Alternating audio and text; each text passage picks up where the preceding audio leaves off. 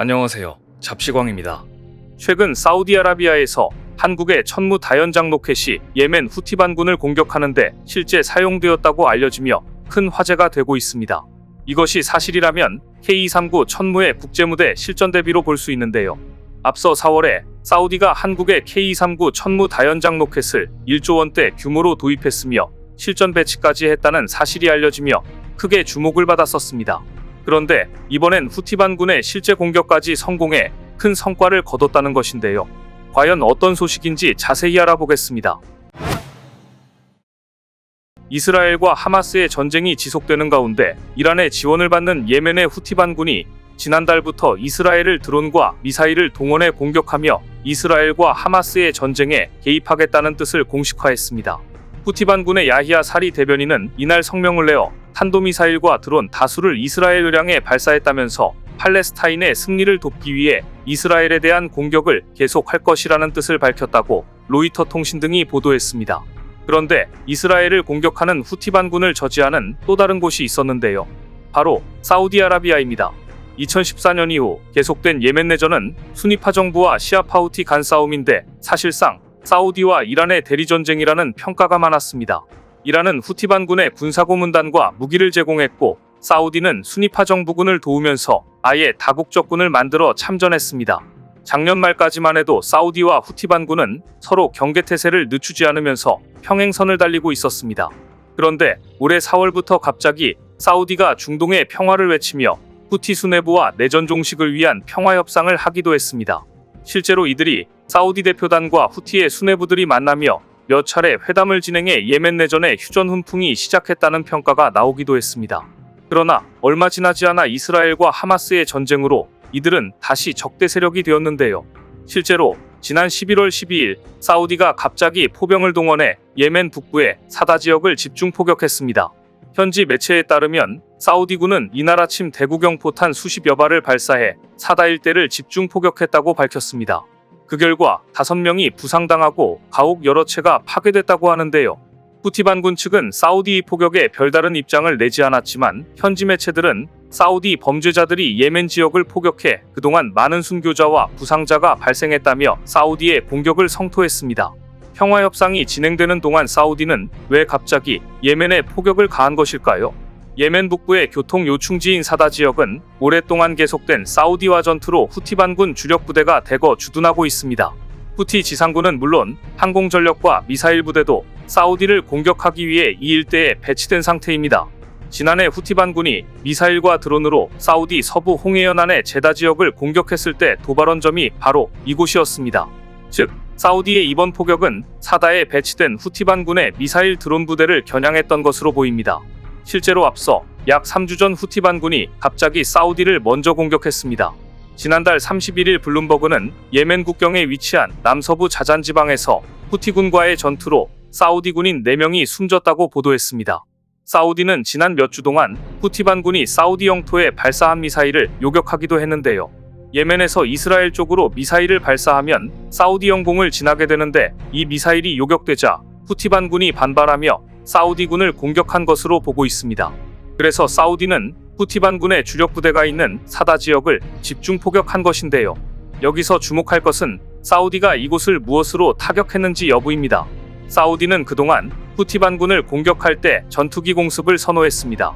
그런데 이번 공격은 공군이 아니라 포병이 수행했고 국경에서 40km 이상 떨어진 지역을 타격했습니다. 사우디 포병이 보유한 무기 가운데 40km 이상 거리를 공격할 수 있는 무기는 두 종류입니다. 미국 M270 MLRS와 강철비로 불리는 한국산 다연장 로켓 K239 천무입니다. 공교롭게도 이번에 포격한 사다를 사정권에 둔 사우디군 포병 부대는 남부 국경 인근 나지란 지역에 있는 K239 포대입니다. 이 부대는 사다와 직선 거리로 약 70km 떨어져 있어 사격진지 이동 없이도 포격이 가능합니다.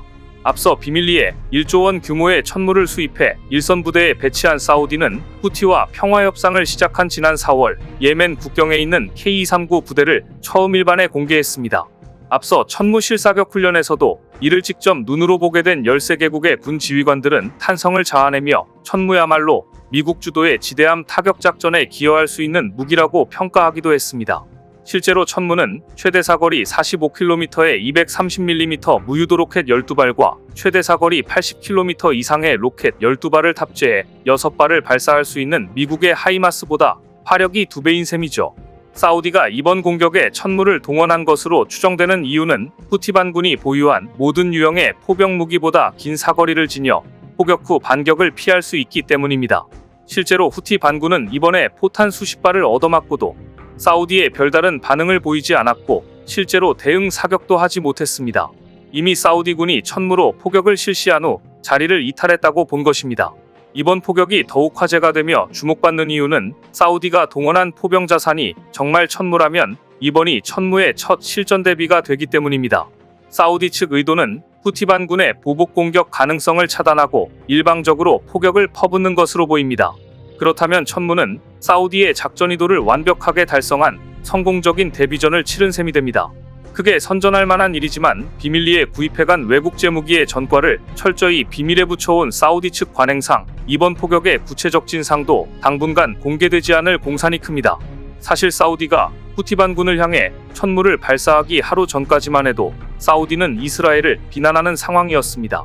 11월 11일 수도 리야드에서 열린 이슬람 특별정상회의에서 사우디는 이스라엘을 비난했습니다. 사우디 실권자 무함마드 빈 살만 왕세자는 팔레스타인 주민들에게 저지른 범죄에 대한 책임은 점령 당국에 있다면서 가자지구 포위를 끝내고 인도주의적 지원을 허용할 것을 촉구한다며 이스라엘을 성토했습니다. 이를 두고 대다수 국내외 언론은 사우디가 팔레스타인 편을 들고 있으며 이란과 함께 반이스라엘 공동전선을 구축했다고 평가했는데요. 하지만 현재 사우디가 취하고 있는 군사적 외교적 행보를 보면 빈 살만 왕세자의 이스라엘 비난은 아랍권 여론을 의식한 것으로 보입니다. 외교 무대에선 레토릭이라는 말이 자주 등장하는데요. 레토릭은 화려한 문체나 다소 과장되게 꾸민 미사여구를 뜻합니다. 이는 외교 무대에서 상대방이나 대중이 듣기에 좋은 문장으로 꾸며지지만 실제 행동과 반드시 일치한다는 법은 없다는 것입니다. 최근 이스라엘 하마스 전쟁이 장기화하는 가운데 사우디가 보여주는 행보가 그렇다고 볼 수 있는데요.